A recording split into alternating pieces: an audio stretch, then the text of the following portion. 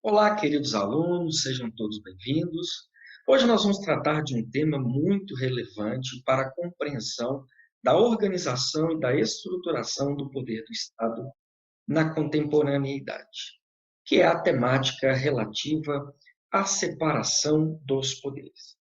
Antes de, todavia, de falarmos especificamente sobre o que é a teoria da separação dos poderes, é importante que nós façamos uma análise histórica da evolução da organização do poder estatal, para que nós possamos compreender o contexto histórico, político e social no qual a teoria da separação dos poderes surgiu e nos quais ela foi desenvolvida ao longo dos últimos séculos.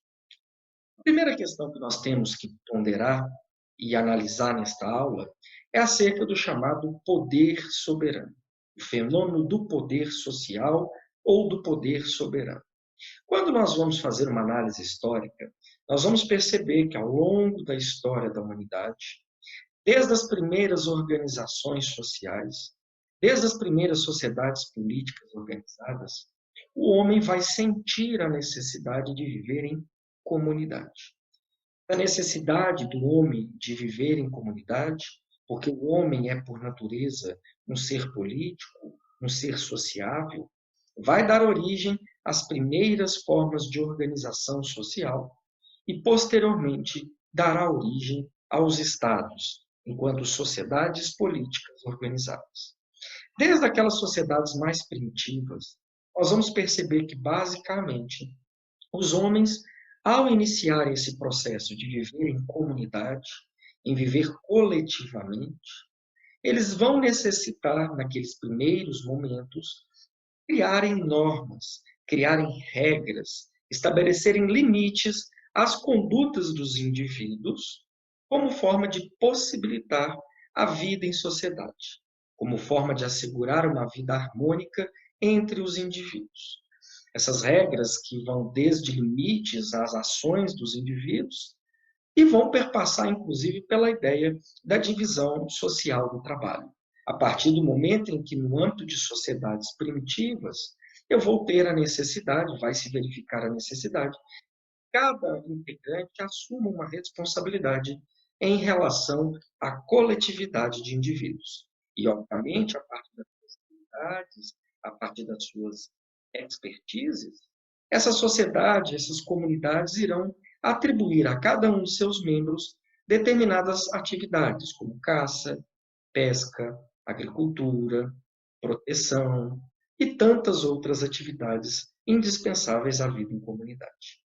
A partir do momento em que os homens passam a viver comunitariamente, passam a compor comunidades de pessoas, vai surgir, portanto, essa necessidade do estabelecimento de regras, de normas, que terão como objetivo limitar as ações individuais em prol de uma coletividade. Neste primeiro momento, nós vamos perceber que grande parte dessas normas, elas vão ter o seu fundamento, elas vão ter o seu embasamento justamente em preceitos religiosos, em preceitos morais ou em preceitos socioculturais construídos ao longo do tempo. Preceitos morais, religiosos e socioculturais vão justamente orientar a estes indivíduos a estabelecerem quais seriam os bens que deveriam proteger, quais seriam as condutas reprováveis, quais seriam as condutas desejáveis de seus semelhantes. Nesse processo de formação das comunidades, das primeiras sociedades organizadas politicamente, nós vamos perceber uma necessidade de que os homens escolhessem seus líderes, escolhessem aqueles que assumiriam a responsabilidade por estabelecer estas normas de convivência e, obviamente, assegurar que elas seriam cumpridas por sociedades mais primitivas, essas primeiras formas de organização social. Nós vamos perceber que os homens tenderão a eleger ou pessoas que detêm maior sabedoria, ou pessoas que são detentoras de poder, de força, para reger a vida em sociedade. Então, basicamente, as primeiras formas de manifestação do poder no âmbito das sociedades políticas organizadas ou vão se basear na ideia de um poder tradicional decorrente das a sabedoria que algum indivíduo detinha, pelo fato de ser um indivíduo mais ancião e, portanto, ser detentor de maior conhecimento, ou vão se assentar no uso da força. Indivíduos mais fortes, indivíduos que teriam a condição de assegurar proteção àquela coletividade de pessoas, acabam por assumir o poder e, portanto, reger a vida no âmbito dessa sociedade. Então, nessas primeiras formas de organização social, nós vamos perceber que o poder político, aquele poder soberano, ou ele vai se fundamentar em elementos de tradição, no respeito, sabedoria ou a ancianidade de alguém, ou vão se assentar na força, na possibilidade de que aquele indivíduo, daquele grupo de indivíduos, tem de conferir segurança e proteção àquela coletividade de pessoas. Só que desde essas sociedades mais primitivas, desde essas primeiras formas de organização social, desde a Grécia Antiga, passando por Roma, chegando aos estados medievais, até o Estado moderno, nós vamos verificar que uma das grandes preocupações dos teóricos políticos, dos pensadores políticos, dos filósofos políticos, é justamente com relação aos limites do poder soberano. Porque nós sabemos que nós somos, enquanto humanos, muitas das vezes nós somos conduzidos e movidos por paixões, por desejos, por interesses. E a história da humanidade demonstrou ao longo dos séculos justamente que quando o poder se concentrou nas mãos de um único indivíduo ou de um corpo de indivíduos, via de regra este poder, que deveria ser canalizado e deveria ser exercido em prol da coletividade, acabou se transformando em um poder tirânico, acabou se transformando em um poder despótico, acabou se transformando em um poder absolutista. E este motivo levou com que vários pensadores, e motivou que vários pensadores desenvolvessem tratados, desenvolvessem estudos e pensamentos no sentido de criar mecanismos para limitar o exercício do poder soberano.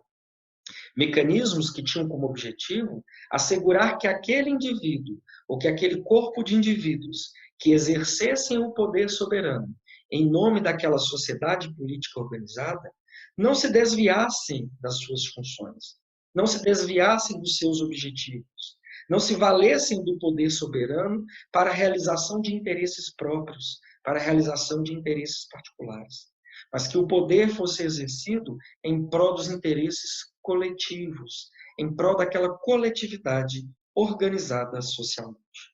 Um dos primeiros pensadores que vai iniciar os seus pensamentos e vai propor teorias sobre a ideia da separação dos poderes, da necessidade de que o poder não estivesse concentrado na mão de um único homem ou de um grupo de pessoas, será a pessoa de Platão.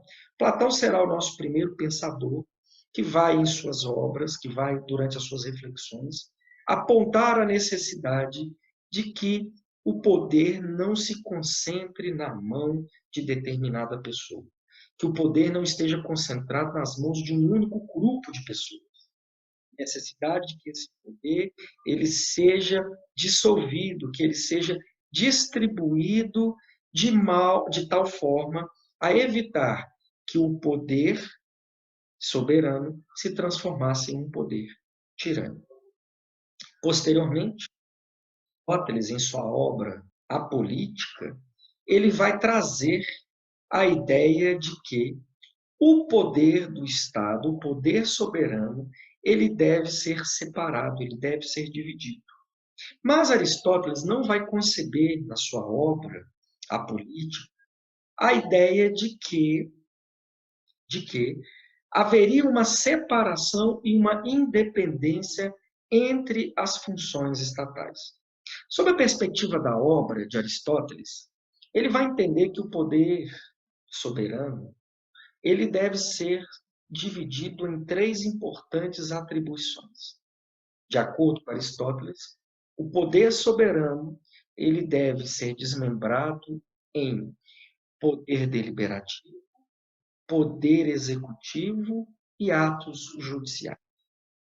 De acordo, então, com Aristóteles, O poder soberano, ele vai se manifestar através de atos de execução das normas vigentes, atos de deliberação para a criação das normas que regerão a vida em sociedade e atos judiciais, que seriam os atos relacionados à aplicação compulsória das normas jurídicas vigentes.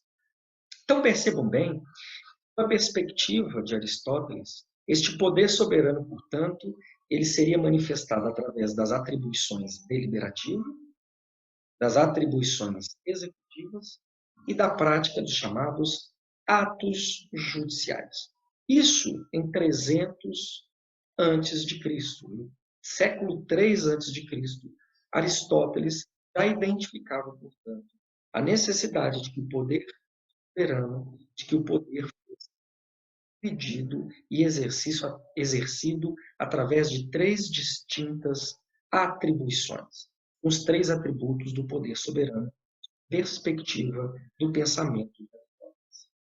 Séculos mais tarde, o pensador inglês John Locke, em sua obra Dois Tratados sobre o Governo Civil, ali no século XVI, passando para o século XVII, ele vai desenvolver a teoria inicialmente proposta por Platão e por Aristóteles.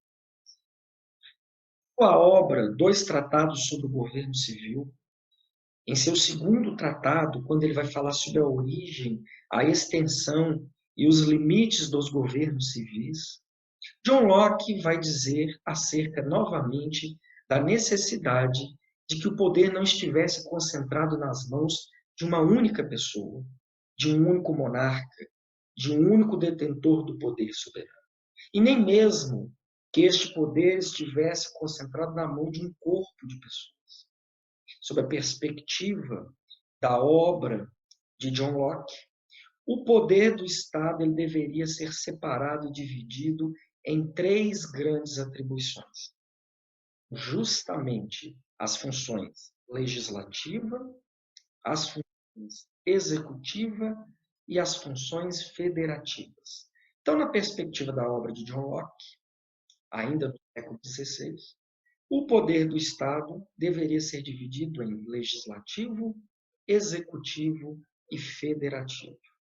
Quando nós fazemos uma leitura da obra de John Locke, nós vamos perceber que ele foi muito influenciado pelo constitucionalismo inglês.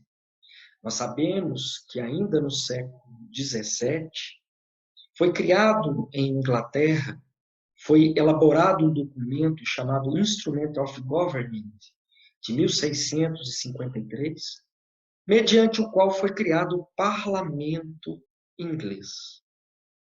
O primeiro parlamento, o primeiro órgão de natureza legislativa criado na história dos estados mais recentes de organização do poder estatal. Então, John Locke, ele, em sua obra, a partir de uma leitura muito detida sobre ela, nós vamos perceber que ele dá uma primazia, ele dá um protagonismo enorme ao poder legislativo. Porque na perspectiva de John Locke, é o poder legislativo o responsável por criar as leis que vão reger a vida das pessoas no âmbito da sociedade política organizada e serão as leis que imporão limites ao exercício do poder através do Estado, no caso, pelo poder executivo. Então, John Locke, ele tinha, dentro do seu pensamento, a ideia de que o poder do Estado, ao ser dividido em legislativo, executivo e federativo, haveria um protagonismo enorme por parte do poder legislativo. Afinal de contas, na perspectiva de John Locke, seria o poder legislativo responsável por poder se autoconstituir através da elaboração das leis que dariam origem ao próprio Estado, à própria sociedade. Mas, afinal de contas, o que significaria para John Locke o poder legislativo, executivo e federativo? De acordo com a obra de John Locke, o poder legislativo seria aquele poder ao qual incumbiria a elaboração das leis, inclusive da lei que estabeleceria aquele determinado Estado, as chamadas leis originárias. Além do poder legislativo, para ele ainda haveria o poder executivo, que estaria concentrado na mão dos monarcas, e ao qual competiria dar cumprimento, dar executoriedade às leis vigentes, dar aplicação às leis vigentes. E, por fim, o poder federativo, que, na perspectiva de John Locke, a ele incumbiria a prática dos chamados atos de relação com os estados estrangeiros ou com outras sociedades políticas organizadas que seriam estranhas à sociedade inglesa. Ou seja, quando nós fazemos uma leitura da obra de Locke, nós vamos perceber que ele não reconhece a existência do poder judiciário enquanto um poder independente. Sob a perspectiva de John Locke, a função jurisdicional, que é julgar e aplicar as leis, elas estariam inseridas dentro da função executiva. Mas ele faz uma dissociação entre executivo e federativo, tal como acontece hoje nos regimes parlamentaristas. É como se houvesse uma segregação entre as funções de chefe de governo e de chefe de Estado. Ou seja, ao executivo competiria tratar dos assuntos internos, da aplicação das normas jurídicas no âmbito interno. E ao poder federativo, celebrar guerra, declarar paz, celebrar tratados, se relacionar com estados estrangeiros.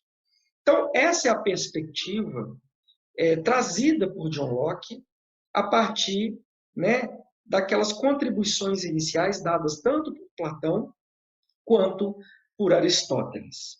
Nós vamos perceber que, após John Locke, anos mais tarde, já no século XVIII, outro pensador que se notabilizou e acabou sendo indicado como uma das referências em matéria da teoria da separação dos poderes, Montesquieu, Charles Secundin Montesquieu, em 1748, vai escrever uma obra que vai ser um marco para a história da teoria da separação dos poderes. E essa obra é justamente o Espírito das Leis. Montesquieu, dentro dessa obra, O Espírito das Leis, de 1748, ele vai tratar, quando ele vai narrar, ele vai analisar a Constituição inglesa, ele vai indicar a necessidade de que haja mecanismos de controle do poder soberano e mecanismos de controle do chamado despotismo real, ou despotismo monárquico.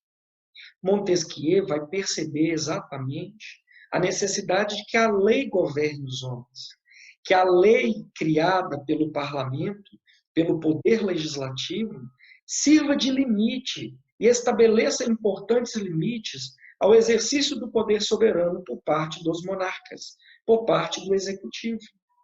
Então, Montesquieu, em sua obra, ele vai dar origem à chamada teoria da separação dos poderes.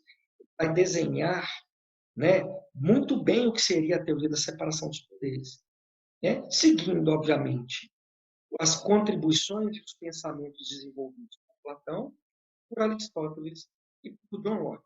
Todas essas obras certamente influenciaram a elaboração da obra de Montesquieu.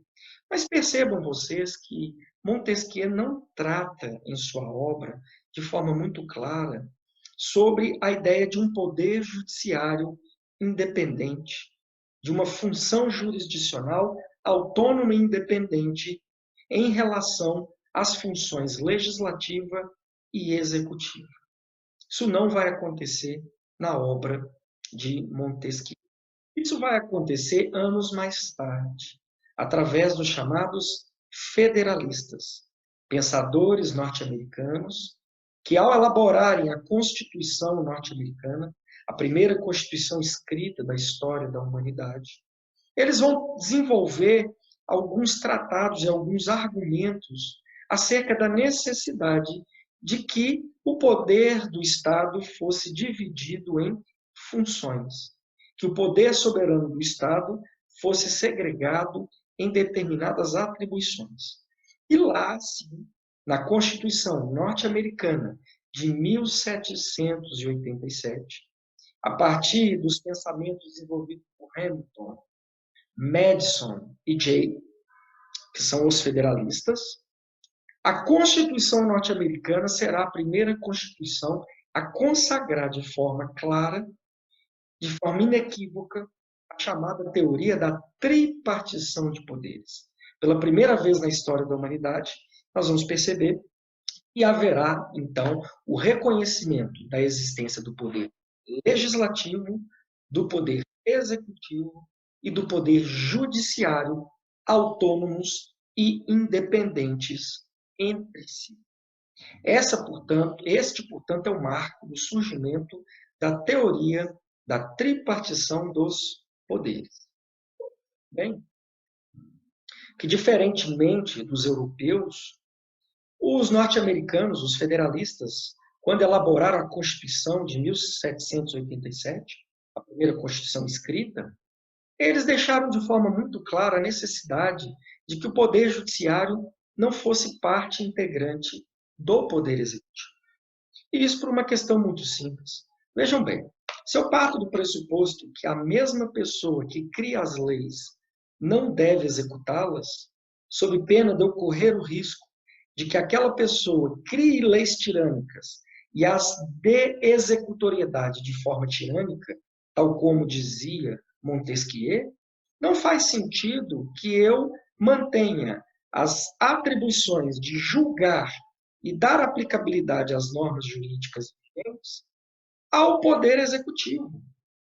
Principalmente quando eu parto do pressuposto de que, via de regra, o Poder Executivo pode ser violador dos direitos dos cidadãos, das pessoas. Então, não faria sentido que o Estado, que o Executivo, enquanto executor, enquanto aplicador das normas jurídicas, julgasse também os conflitos advindos ou decorrentes da sua aplicação. Então, sabiamente, os federalistas conseguiram perceber a necessidade de que a função jurisdicional, a função de dar aplicabilidade às normas jurídicas vigentes e resolver os litígios decorrentes da sua aplicação, não ficassem vinculadas à função executiva. E aqui vem uma consideração importante. Perceba que, em que pese a teoria da separação dos poderes, ela ser assim denominada, na verdade, o poder do Estado, quando nós fazemos, né, uma análise, ele é um poder uno, ele é um poder incontrastável, ele é um poder indelegável, ele é um poder indivisível.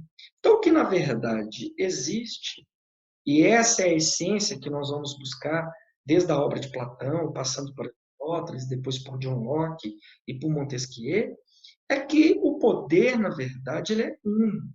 O poder soberano, ele é indivisível. O que eu tenho, na verdade, é uma separação ou uma divisão de funções estatais, criando aí três funções distintas: a função executiva, a função legislativa e a função jurisdicional, e garantindo entre elas a existência de uma independência, de uma autonomia, mas criando também entre elas mecanismos de controle mútuo e recíproco. Porque, veja bem, qual que é a essência da teoria da separação dos poderes, do primado da separação dos poderes? É a lógica de que o poder não deve permanecer concentrado na mão de uma única pessoa ou de um grupo de pessoas. Quando nós fazemos uma análise histórica, quando nós realizamos uma análise histórica, nós vamos perceber que durante tanto desde Roma Antiga até os estados medievais, durante o período aí do feudalismo, durante a Idade Média, vamos perceber que a humanidade presenciou o surgimento de verdadeiros monarcas absolutistas, que muitos ficaram conhecidos como déspotas esclarecidos, que exerciam o poder tirânico do Estado sem qualquer espécie de limite. Tanto é que uma das grandes forças motrizes do surgimento do movimento contratualista e da ideia de que a Constituição deveria servir de limite ao exercício do poder estatal e que esta Constituição ela deveria prever a separação dos poderes. Todas essas ideias vão surgir justamente nesse período. Quando nós pegamos, por exemplo, a Declaração Universal de Direitos do Cidadão de 1789, elaborada ali durante o auge da Revolução Francesa, durante o auge da Revolução Norte-Americana e, posteriormente, a Revolução Inglesa, nós vamos perceber que a Declaração Universal dos Direitos do Cidadão, ela vai prever de forma muito clara, no seu artigo 16, que sociedades em que não haja a garantia de direitos fundamentais e a separação de poderes não detêm uma Constituição. Veja bem, é o reconhecimento claro e inequívoco de que sociedades políticas organizadas devem ter constituições que assegurem, ao mesmo tempo, direitos e garantias fundamentais aos seus indivíduos e também prevejam a separação dos poderes enquanto importante mecanismo de limitação do exercício do poder estatal. Vejam bem, as constituições, além de organizarem e estruturarem o exercício do poder estatal, elas terão como uma de suas atribuições limitar o poder do Estado, o poder absoluto, mediante a separação dos poderes e a garantia de direitos fundamentais. Então, nós vamos perceber aqui que a separação dos poderes ao lado dos direitos, da garantia de direitos fundamentais, vão ser importantes limites ao poder soberano, ao poder do Estado. Tanto é que todas as constituições, após o século XVII, século XVIII, todas as constituições escritas que surgiram na humanidade, elas vão consagrar direitos e garantias fundamentais e vão consagrar a separação dos poderes. Algumas delas não demoraram, inclusive, e não previram inicialmente o poder judiciário enquanto poder independente e autônomo, como aconteceu, por exemplo, no constitucionalismo francês. Mas após o constitucionalismo norte-americano, após a Constituição de 1787, o judiciário passou a ser visto em grande ou na quase totalidade dos constitucionalismos pelo mundo como um poder autônomo e independente. Percebam bem, nós saímos de um ponto inicial em que Platão, Aristóteles vislumbravam a necessidade de que o poder soberano fosse limitado, de que ele não estivesse concentrado na mão de um único homem ou de um corpo de homens. Nós saímos deste primeiro momento em que a ideia de que o poder, portanto, deveria ser dividido e segregado em atribuições que comporiam o poder soberano. Passamos a um segundo momento, através das obras de John Locke e Montesquieu, para a ideia de que teria que existir uma separação entre poder legislativo e poder executivo. As mesmas pessoas que criassem as leis não deveriam executá-las, sob pena de que leis tirânicas poderiam ser executadas tiranicamente, na perspectiva do pensamento de Montesquieu. Chegamos, após os federalistas, após o constitucionalismo norte-americano, a ideia da tripartição de poderes. A necessidade de que o poder do Estado fosse separado, fosse segregado em 3 distintas funções estatais, sejam elas o executivo, o legislativo e o judiciário.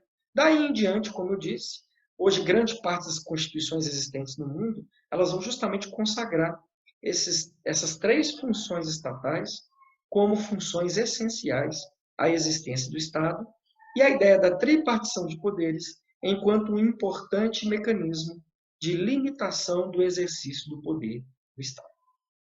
Obviamente que isso só é possível a partir do momento que a Constituição assegure entre estas funções autonomia e independência, mas crie entre elas mecanismos de controle mútuo e recíproco, que no direito norte-americano ficou conhecido como o mecanismo do check and balances, que no direito brasileiro passou a ser chamado de sistema de freios e contrapesos. O que efetivamente isso representa? Veja bem, em que pese a nossa Constituição assegurar, no artigo 2º, no artigo 18, a ideia de que legislativo, executivo e judiciário são poderes harmônicos e independentes entre si, nós vamos perceber que em diversos dispositivos constitucionais haverá o estabelecimento de instrumentos jurídicos, de mecanismos que permitirão que uma das funções exerça controle sobre as outras, de tal modo que nenhuma delas se desvie dos seus objetivos constitucionalmente estabelecidos. Que nenhuma delas permita que o exercício das suas funções ocorra de forma desvirtuada, ocorra senão em busca da consecução dos objetivos da Constituição da República Federativa do Brasil. Então, quando nós realizamos uma análise do texto constitucional, nós vamos perceber que, por exemplo, o Poder Legislativo exercerá controle sobre o Poder Executivo a partir do momento em que compete ao Poder Legislativo fiscalizar e aprovar as contas do Presidente da República. A partir do momento que compete ao Legislativo, através de comissões parlamentares de inquérito, investigar a prática de atos lesivos ao interesse público, atos que possam causar dano ao interesse público. De igual modo, nós vamos perceber que no âmbito do processo legislativo é perfeitamente possível que o presidente da República exerça o seu poder de veto, que ele possa vetar proposições legislativas, num exercício de um controle sobre a atividade legislativa. E ao judiciário, por exemplo, é perfeitamente possível que ele exerça controle sobre a constitucionalidade e a legalidade das leis e proposições legislativas advindas do poder legislativo e também em relação à constitucionalidade e legalidade dos atos administrativos, dos atos jurídicos praticados pelo executivo. Percebam que o nosso texto constitucional ele está permeado de instrumentos, de mecanismos que vão dar corpo, que vão enribustecer esse mecanismo do check and balances, ou dos sistemas de freios e contrapesos. Agora, obviamente, quando nós também realizamos uma análise histórica, nós vamos perceber que o judiciário só adquiriu esse protagonismo e só foi reconhecido efetivamente como uma função independente, autônoma no âmbito da separação dos poderes, principalmente por causa daquele emblemático caso Merbro versus Madison, de 1803, em que a Suprema Corte norte-americana reconheceu ao Poder Judiciário a competência para realizar o controle de constitucionalidade de todo e qualquer ato normativo, tanto atos praticados pelo Executivo, quanto atos praticados pelo Legislativo. Toda e qualquer norma jurídica, todo e qualquer ato normativo, todo e qualquer ato jurídico estaria sujeito a um controle de constitucionalidade, que será realizado pelo Poder Judiciário, que terá a competência para invalidar a prática de atos ou para declarar a inconstitucionalidade de normas jurídicas que atentem contra a Constituição, reconhecendo aí a premissa básica e a premissa elementar de um Estado de direito constitucional, que é a ideia da supremacia da Constituição, da superioridade das normas jurídicas constitucionais. Então percebam que a teoria da separação dos poderes ela vai ser uma das bases do Estado de direito, dos Estados constitucionais modernos. Sem separação de poderes, eu não teria Estados de direito, eu não teria Estados constitucionais, porque a partir do momento em que a função legislativa, a função executiva e a função judiciária concentrassem na mão de uma única pessoa ou de um corpo de pessoas, eu correria um sério risco de que este poder soberano do Estado se transformasse, se descaminhasse para a tirania, para o despotismo e para o absolutismo, como a história da humanidade comprovou. Agora, no direito brasileiro, o que nós vamos perceber? A teoria da separação dos poderes, ela inclusive constitui um dos princípios da República Federativa do Brasil. A ideia da separação dos poderes é tão importante dentro do Estado brasileiro que o artigo 60, em seu parágrafo 4º, eleva a separação dos poderes à condição de cláusulas pétreas. Nós tivemos momentos na história do direito brasileiro, do constitucionalismo brasileiro, em que a separação dos poderes não foi consagrada nas constituições. Em especial, em 1937, na Constituição de 37, não previa expressamente a teoria da separação dos poderes. Nós já experimentamos no constitucionalismo brasileiro, em 1824, a existência da função legislativa, executiva e judiciária, e, além disso, de um poder moderador, vinculado ao poder executivo. Então, quando a gente faz uma análise histórica aí da teoria da separação dos poderes, nós vamos perceber que ela é um importante mecanismo, um importante instrumento de garantia que o poder soberano será exercido em respeito e em nome e atendendo aos interesses da sociedade política organizada. Até mesmo porque nenhum desses autores tratados aqui, principalmente nem John Locke, nem Montesquieu, concebiam a ideia de que o povo exerceria estas funções estatais de forma direta. Ambos tinham a ideia de que essas funções seriam exercidas de forma representativa, através da escolha de representantes, através da escolha de representantes para o parlamento. Ambos concebiam essa ideia. Porque, afinal de contas, nós temos que lembrar que todo poder emana do povo. Mas este povo, detentor da soberania, né, transferirá ao Estado a sua soberania, transferirá ao poder estatal a parte da sua soberania, assegurando para si direitos e garantias fundamentais. Então, quando nós fazemos então essa análise, esse estudo da teoria da separação dos poderes, nós vamos perceber o quão importante ela é.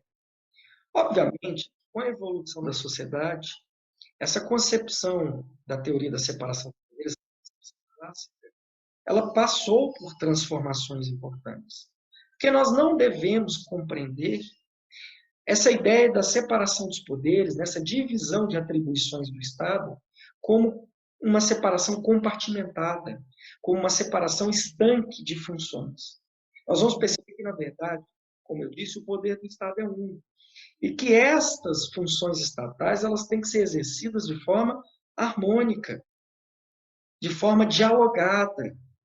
Essas funções estatais elas têm que ser exercidas conjuntamente de tal modo que os objetivos do Estado, que a Constituição seja respeitada, seja cumprida e seja efetivada.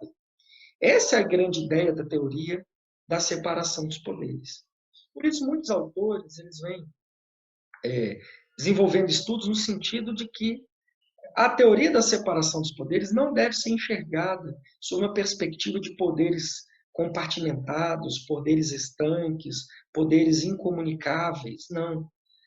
É na ideia de que deve existir um diálogo institucional entre estes poderes, tal como defendido pelo professor Clemenson Clevé, a partir de um estudo do direito, do constitucionalismo canadense.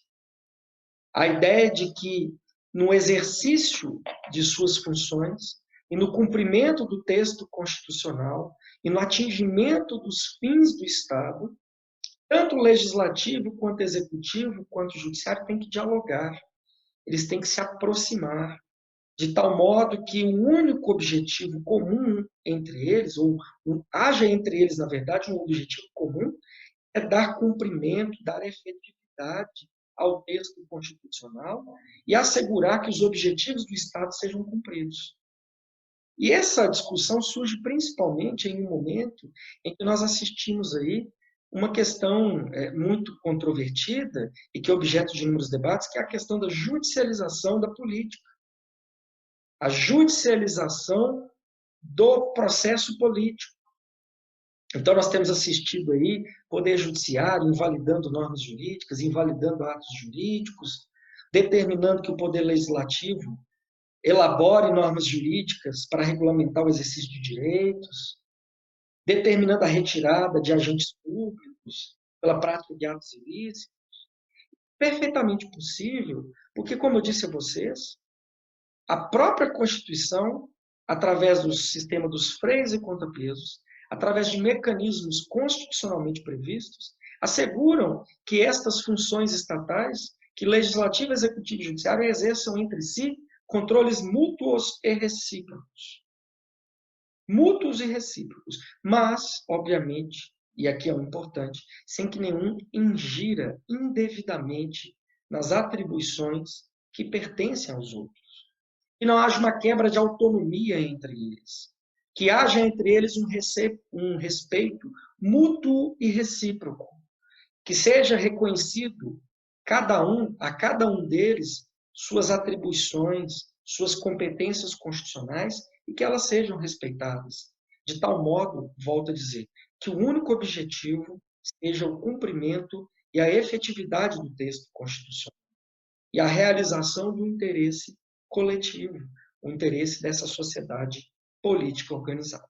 Então, espero que, através dessas aulas, tenha ficado compreendido a evolução da teoria da separação dos poderes, desde uma visão inicialmente voltada para a necessidade que as atribuições do Estado fossem separadas, depois uma teoria da bipartição dos poderes entre executivo e legislativo, até chegarmos à chamada teoria da tripartição dos poderes e os mecanismos, né, dos balances ou dos sistemas dos freios e contrapesos. Para agora, né, inclusive discutimos a questão relativa à judicialização da política, à judicialização do processo político, são temas tão atuais na nossa sociedade. Espero que vocês tenham gostado, espero que eu possa ter contribuído um pouco para as suas reflexões. Desejo bons estudos e até mais.